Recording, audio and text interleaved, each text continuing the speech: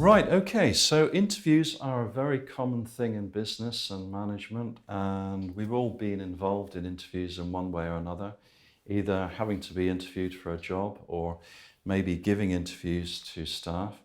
So this short clip, we're just going to explain a little bit of information about interviews, give you some advice on how to run a good interview, and also later on we're going to show you a little bit of research on interviews and how to assess potential candidates. So I think a very useful piece of information for you if you're actually thinking about taking on staff. Now, interviews are very important. They are used by almost every company, but at the end of the day, we do have a question mark on how successful they are. So we will have a look at pros and cons of interviews.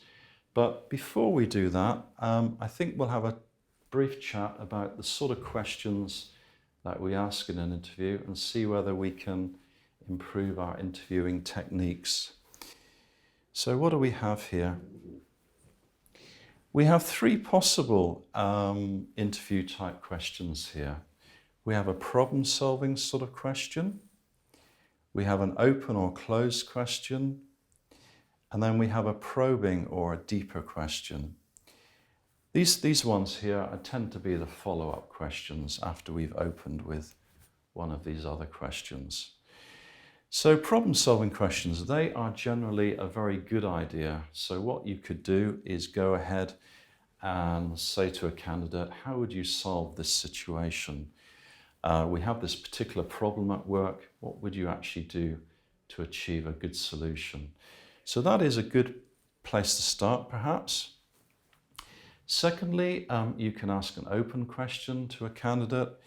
And what that is really trying to get them to talk a little bit more, explain what they mean, give you some more information. And then you get a little bit of an insight into who they are and how they tackle your job. Closed questions are not really recommended. They're basically yes or no sort of questions. So, a yes or no answer is not going to give you very much information. So try and avoid those. And then once we've opened and the candidate is talking to us, what we may do is have sort of a second question here or a follow-up. And that's something that we're probing, we're asking a little bit more. So they'll say something about the original question, and you'll say, okay, so that's useful. Please, can you give me some other examples of maybe how you'd solve that problem? So these are the three questions you may come across in interviews, and you will probably want to plan them before the interview. Now, interviews are not always necessarily the only way that you'll want to assess a candidate. So we have a few other ideas here on how you can get information about people.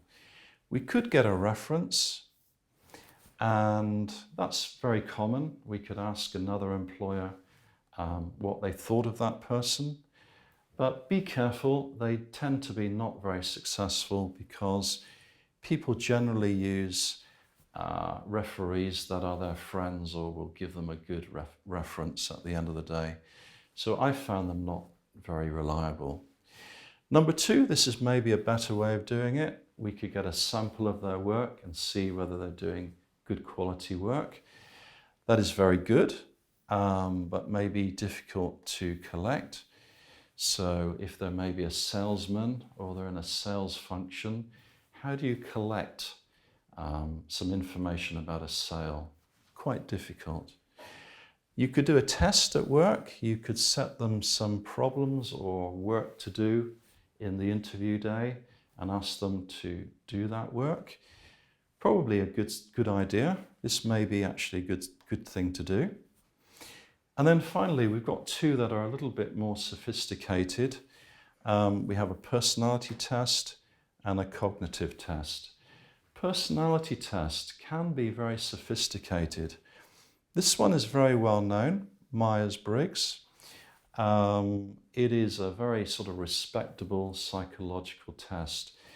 It assesses people's personality on 4 dimensions, and then from that, they get 16 different personality types. If you've never done the Myers-Briggs test, I recommend it. I did it myself a few years ago. It gives you a lot of insight into what sort of person you are. So it's a very interesting thing. Have a look at it on the internet if you haven't seen it. Then finally, we have cognitive test. Now that could be some kind of thinking test or a problem-solving test. Could even be an IQ test. Maybe that's good for like an academic sort of job, but maybe for another job it's not really very useful. So you'll have to think about whether that's appropriate for you. Now, a few years ago, these 2 guys, Smith and Abrahamson, did some very interesting research on assessing candidates for jobs, and they found something really quite incredible. The things that were done the most, so interviews were done very regularly and reference was done a lot. These sorts of things do not predict candidate performance very well. Interviews in particular have a very poor track record in saying who are going to be the top performers at work. Interestingly, the ones that are used not very much, like cognitive test, have the best track record. They are very successful at actually assessing what sort of candidates we have and what they're going to do in the future. Alex, what sort of experiences have you had at interview? Have you had good times, or what sort of questions have you had at interview? Mostly I'd say open questions. That's good, yeah. I didn't really have any bad interviews, I'd say, so far. Yeah, okay. But yeah, the questions that I was asked were more open question and so it gives you a chance to like it. talk, and then you can like, talk about the job. Yeah, I feel like they get to know the person way better with that type of questions. Okay, that's good. That's interesting. Okay, well, what we've got here is a few different types of question. And when we're running an interview, we need to think about which questions to ask. Which ones out of these should we avoid? Which ones are good? Which are bad? So what I'll do, I'll run through these questions and I'll ask Alex what she thinks, and we'll get some feedback from her.